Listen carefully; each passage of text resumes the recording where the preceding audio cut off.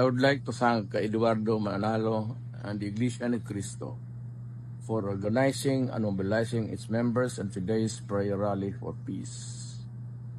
This is what our country needs in these critical times. Not impeachment, no waste of government resources, not self-serving schemes, no divisive action. We must unite.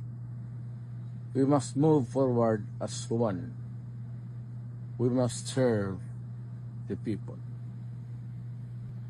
I would like to thank all groups and individuals who have the best interests of our country and our people in their hearts for showing up to be counted all over the country.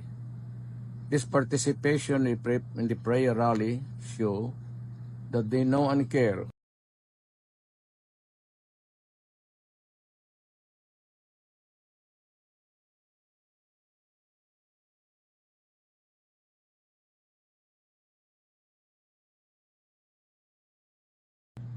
I would like to thank Eduardo Manalo and the Iglesia ni Cristo for organizing and mobilizing its members in today's prayer rally for peace. This is what our country needs in these critical times. Not impeachment, no waste of government resources, not self-serving schemes, no divisive action. We must unite. We must move forward as one.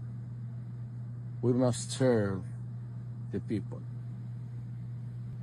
I would like to thank all groups and individuals who have the best interests of our country and our people in their hearts for showing up to be counted all over the country. This participation in the prayer rally show that they know and care